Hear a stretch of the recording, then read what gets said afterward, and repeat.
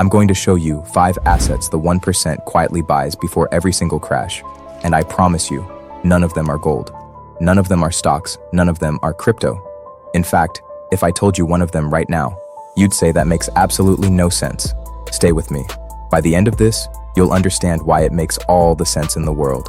I'm Marco Valenti, and on Elite Grind Group, we don't cover what financial media wants you to know. We cover what they don't talk about. Right now in 2026, 78% of Americans believe the economy is about to get worse. Recession odds are hovering at 28%. Markets are in correction territory. And yet, the richest investors on the planet are not panicking. They're not selling everything and stuffing money under a mattress. They're doing something much more interesting. They are buying assets that most everyday investors have never heard of.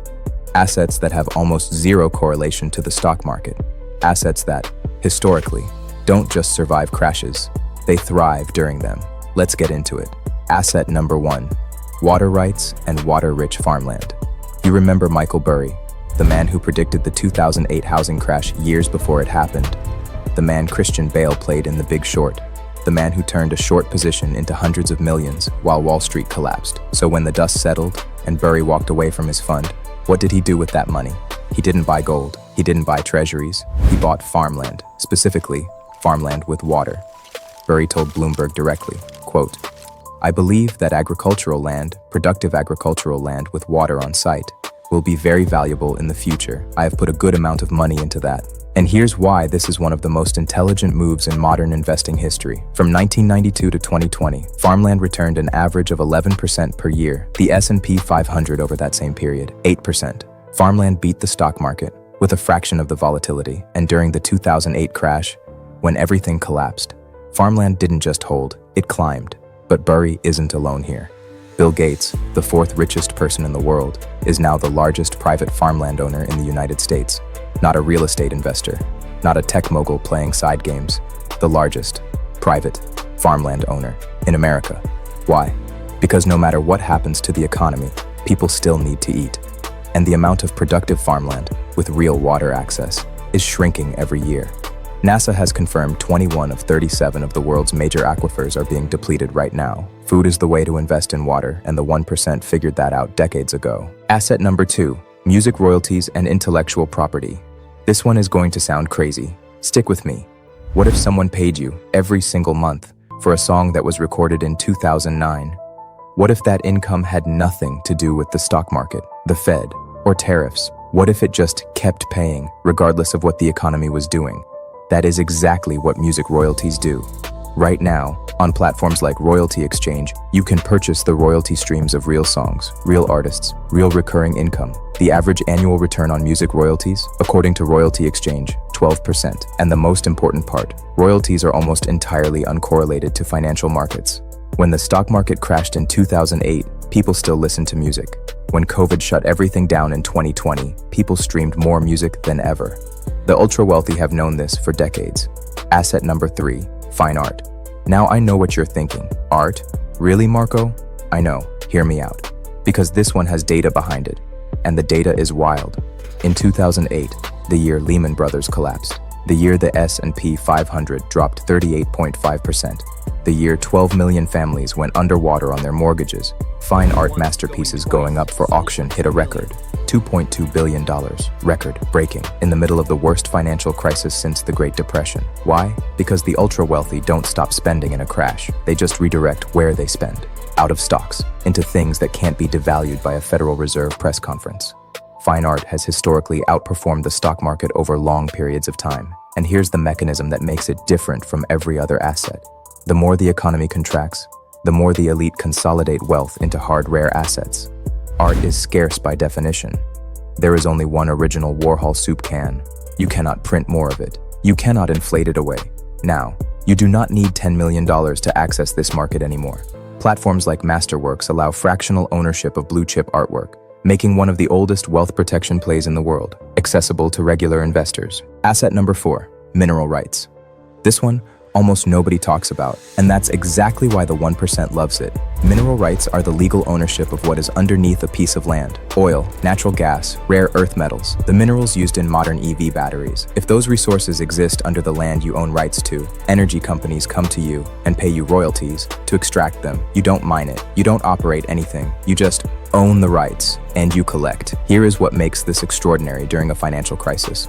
Energy demand does not collapse in a recession. People still heat their homes, factories still run, cars still burn fuel, the royalties keep coming, regardless of what the S&P is doing. And this is a generational asset. Mineral rights are passed to your heirs. They don't expire, they don't depreciate, they don't report to the Fed. In Colorado, water rights alone have sold for up to $30,000 per unit because the demand for what's underground, what's in the ground, never stops. The 1% uses mineral rights as invisible income streams built into their estate plans that most people never even think to consider. Now, you can access this market through platforms like Landgate, where mineral rights can be purchased, leased, or bought by individual investors, not just billion-dollar energy companies. Asset number 5, private credit. The last asset on this list is the one the ultra-wealthy use to become the bank instead of using it. It's called private credit, and right now, it is one of the fastest growing asset classes in the world. Here's how it works. When businesses need capital, they don't always go to a bank. Banks have tightened their lending standards dramatically, especially heading into a downturn. So who fills that gap? Private lenders, the 1%. Private credit investors lend directly to mid-sized businesses, earning 10% to 15% secured yields, often backed by real assets as collateral. While the stock market is crashing, private credit is still collecting interest every single month. This is the buy, borrow, die strategy at its core. The ultra-wealthy don't just hold assets during a crash. They become the lender. They become the institution. They charge everyone else to use their capital while everything is falling apart. In 2008, Berkshire Hathaway didn't just sit on cash. Buffett lent to Goldman Sachs and General Electric on terms no ordinary bank would offer: preferred dividends, warrants, billions in profit from lending, not investing. Private credit platforms like Yield Street and Blue Owl Capital have started opening access to individual investors, not just institutions. The barrier to entry is falling. The opportunity is not. Let me show you what every one of these 5 assets has in common, because once you see the pattern, you cannot unsee it. 1. Water rights and farmland, uncorrelated to markets, backed by human necessity. 2. Music royalties and IP paid every month, does not care about the Fed. 3. Fine art, scarce by design, becomes more valuable as currency weakens. 4. Mineral rights, passive income from the ground, generational, invisible. 5. Private credit. You become the bank. You set the terms. You collect the yield. None of these assets trade on the New York Stock Exchange. None of them appear in your 401k menu. None of them show up on CNBC's ticker. And that is exactly the point.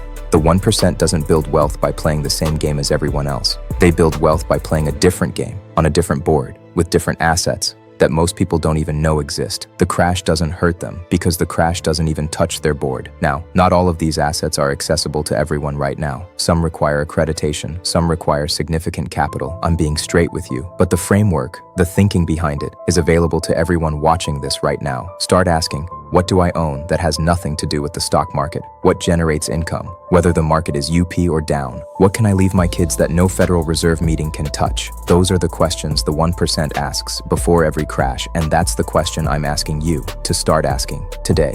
If this opened your eyes to something you've never considered, hit that like button. It tells YouTube this is the kind of content worth spreading, and we need more eyes on this. Subscribe if you're new. We drop research like this every single week, and I want to know. Drop a comment below. Which of these 5 assets are you researching first? Water rights, royalties, art, mineral rights, private credit? Tell me. I read every single comment. Everything in this video is for educational and entertainment purposes only. Nothing here is financial, investment, legal, or tax advice. Elite Grind Group and Marco Valenti are not licensed financial advisors. Past performance of any asset, including farmland, art, royalties, mineral rights, or private credit, does not guarantee future results. Many of the asset classes discussed may only be available to accredited investors. Always conduct your own due diligence and consult with a qualified financial professional before making any investment decision. Investing involves risk, including the potential loss of principal. As always, stay focused, stay consistent, stay elite.